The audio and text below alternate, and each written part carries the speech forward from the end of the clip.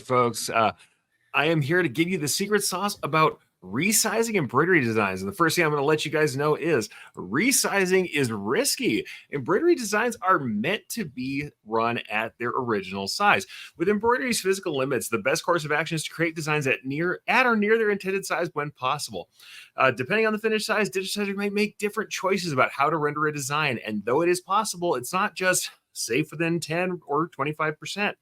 Every design has different requirements based on the image and how it was interpreted. So even so, there are some times you need to resize, and there's some things we can think about when you must rescale a design. Number one, especially if you're working with an outside digitizer, you need to get working files. What working files are the native files that the design was digitized with. So it contains the original objects. If you have the same software as that digitizer, you can open the original working or native file, and when you rescale it, though there are some things we still need to look at for that, you are refactoring the stitches based on the original settings and the original shapes that were there. With the shapes there, very much like vector versus raster, we rescale that. These shapes maintain the original quality, and these stitches are regenerated with the settings that were intended by the digitizer at the specified density. The other thing we need to think about is stitch processing.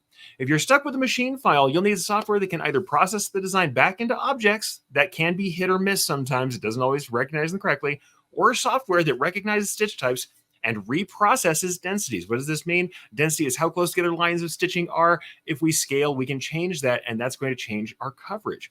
Otherwise, like I said, if you don't have processing, shrinking increases the density, and expanding a design will lower the density in any filled area. Be aware that neither of these methods will be as accurate as resizing a working file, because textures can sometimes change, and some objects or stitch types may not be accurately recognized or regenerated when working from a stitch file. The things we need to take into account when we're looking at a design to say, will this resize successfully or not, are these. The longest stitch. Really wide columns or long stitches in general can cause slowdowns in stitching, or maybe excessively loose or loopy depending on your application. If your widest column or longest stitch is above 12 millimeters in length, 12.4 is that magic number where you start getting that double cycle that makes a really slow stitch on your machine. Almost any rescaling above that is going to end up with really super slow and sometimes problematic stitching, even if the overall design is small. The other thing to look for is the shortest stitch or the smallest gap.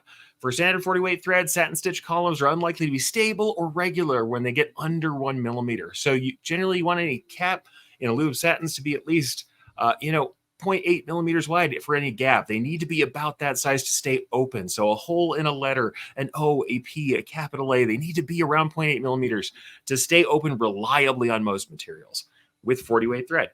For transit stitches or locks, you don't really want stitches smaller than 0.4 millimeters. Even in a really large design, if you have stitches or gaps that are that small, you can't go down not even 10% without incurring some of those potential problems with the look or with the execution.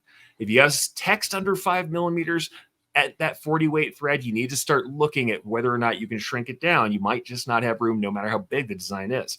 And the other one that we don't always take into account is detail density, so the density of the details. Though you can rescale filled objects and have their densities change and recalculate, details like shading lines, outlines, any engraving style work that are manually drawn, they don't recalculate how many lines that you drew manually. We can't add detail when we scale up. This means that manual shading will get sparse when you upscale, and straight stitch lines will remain the same thickness, no matter how we scale. It can either be really sparse when we upscale, or if we start to downscale, they get denser and denser as those lines get closer together, meaning that we can cause full coverage in areas that were supposed to be lightly shaded. So in detail areas, you may not really be able to scale without absolutely changing the look and the finished look of the design, the thickness of lines, and the density of detail. In short, resizing designs is not just about a percentage of change that's possible. It's about understanding the way embroidery works, knowing the files and the tools that you need, and looking at what you can compromise on for the original look without requiring you to redigitize the elements, change stitch types, or do something else drastic to get that required size. Sometimes the best resizing option is just redigitizing the work at the proper scale rather than resizing at all.